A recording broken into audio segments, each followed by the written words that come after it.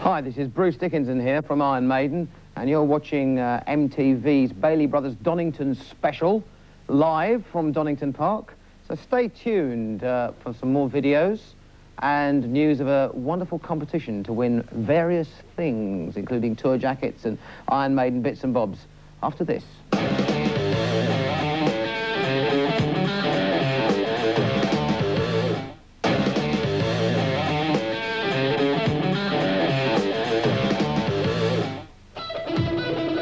Never get a rest, these Bailey brothers, and neither does Bruce Dickinson, because we've dragged him away from pre-preparation for this year's Monstes Of Rock Festival. He's joined us in the studio. Cheers for that, Bruce. Yes. Well, some kind of a studio. In the bunker. Yeah, the bunker. the quietest place in Donington. That's right. It's nice and quiet. It makes a change.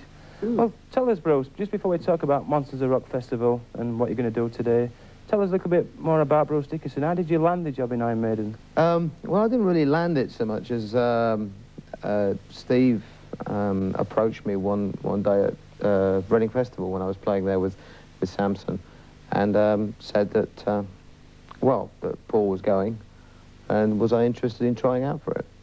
So I tried out for it, and it worked. It worked. So, I mean, it was as simple as that, really. I mean, I did a session in a rehearsal studio with them for an afternoon, and they were actually going off to, I think, somewhere like Sweden or something to do a couple more shows, just finish up the tour. And they wanted actually to go into a recording studio like that afternoon and try it in a studio, see what it sounded like, but we had to wait about 4 weeks or something before we could go into a studio and try it. Yeah. And that's when we did, one of the tracks was Remember Tomorrow, which turned out was a B-side, live. You know, in fact, because we dubbed my voice on over a live, it was the live version of it. We dubbed my voice on over, and in fact, you can still, on the audience mics, of course, you can still hear Paul sort of like chatting away and stuff like that. So we had to try and cover it up, you know. So it's quite amusing actually. We had quite fun because he would sort of like go, yo, and stuff like that in the middle of it, and I'd have to sort of go, and stuff, you know, very loudly, just sort of, you know, but it was quite amusing. I think most fans spotted that as well, which is, you know, which is good. Yeah, but as soon as you started as well, I mean, like Maiden was always been big, but when you joined them, like the first single, Run to the Hills, it went straight in at number 7, about 82 time, was it? Yeah, 82, 81, 82, something like that, yeah. I think Number of the Beast was obviously the album that really took us worldwide and broke us in that respect. I mean, it was one of those albums that was just the right album in the right place at the right time, I think. The ambition with Maiden has always been to broaden the audience without sort of selling yourself short, as it were. You know, to make, there's certain kinds of people that are going to enjoy Iron Maiden, some quite surprising kinds of people, like get into the band. And I always like to think that there's no hard and fast rule. You know, as to who can be a Maiden fan and who can't, you know. The only rule is that you just got to like the music, and that's all right. You know, anybody can like the music. The kind of, you know, fandom that I don't really get off on is people who just sort of like buy one record or something like that, and suddenly they're all over the band and all the rest of it. I know what you mean.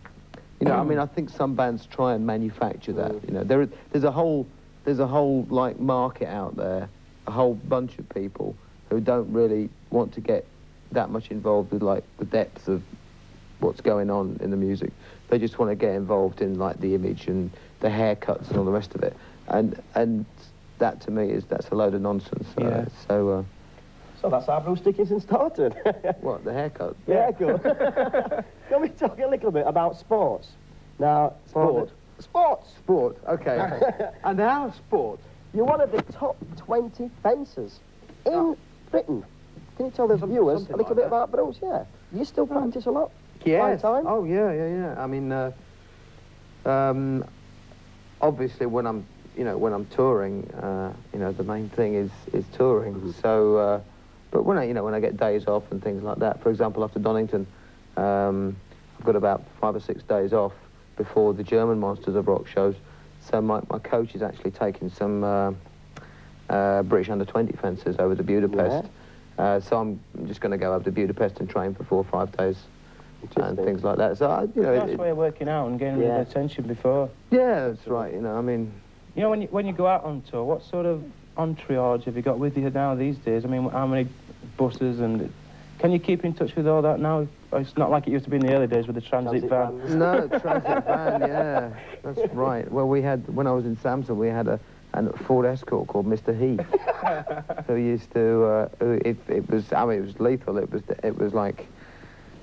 was definitely dangerous to your marriage prospects if you sat in the wrong place on the back seat, because the springs used to shoot up through the upholstery if you went over a big bump. Anyway, that's by the by. We carry approximately 50 people on the road with us in North America, maybe a few more, maybe a few less, of which probably 11 of those are actually truck drivers, because we usually carry, it's 6 trucks and 5 buses on the road in the States. Obviously there's 5 of us, and we've got 2 or 3 security guys,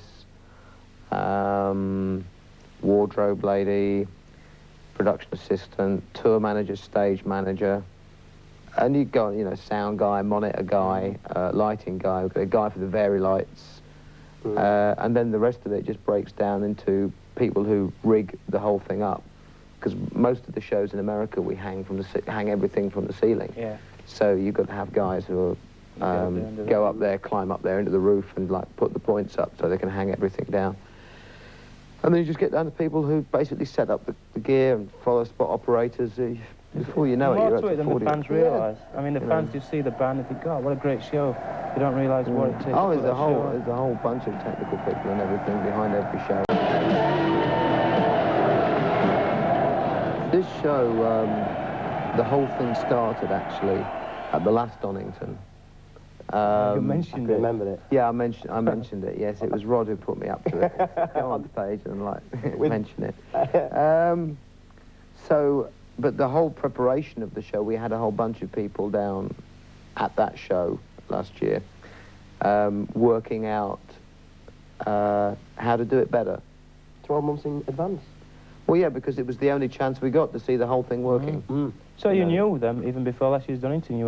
Yeah, we were planning it a year ago to do Donington, and so we decided we'd obviously keep the lid on it a bit, but we'd bring the sound guys down, the lighting guys, the stage construction guys, and work out a few different ways of doing things, and also have people looking at, like, you know, the boring things that make a festival go good, which is is there enough loos, and can people get to them, and I mean.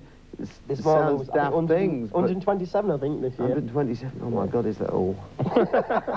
that should do for us 3. It sounds like there's going to be a few catastrophes out there today. Jesus. The PA system, is it around about 80 foot? So I've heard. I don't know how true this is. 80 feet. Yeah. The PA system. Yeah. Well, probably is, but I mean, I don't really measure PA systems in... Is it the American show you're bringing? Yeah, that's what we're saying. Is it from the American show? What, you mean the stage size? Yeah. Oh, yeah. Fundamentally, it's the American stage show, but extended with additional lighting and with additional stage platforms and all the rest of it. We've very seldom been able to put on, if at all, a full showing, a really totally full show in Great Britain, because of restrictions on pyrotechnics, because of restrictions on stage size and everything. It's nice to be able to do everything completely unrestricted. So it's going to be a very, very good show. I can remember once reading an article with KISS where they were saying it's been difficult for them to bring a full American show over here. Oh, it is. The only really way you can do it is doing it outdoors. And it's going to be the biggest firework display ever at Donington. I hope so. And a lot of people's wondering, the main question, one of the questions, the appearance of Eddie. Is it going to be a different one? Oh, yeah. A surprise? Of course. Are you going to give us any tips?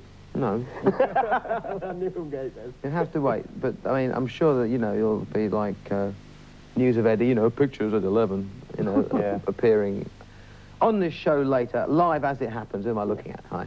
Yeah. On this very screen, you'll see pictures of the new Eddie. So, tell us, Bruce, then, how can you beat this? I mean, is this like the event for you? Is this cream the career off? Crowning glory. I mean, to actually headline, I mean, it's great just to get up on that stage and look at the kids you mind actually headline. It's a great achievement. It's a marvellous feeling, but you don't want to get nostalgic before you've done it.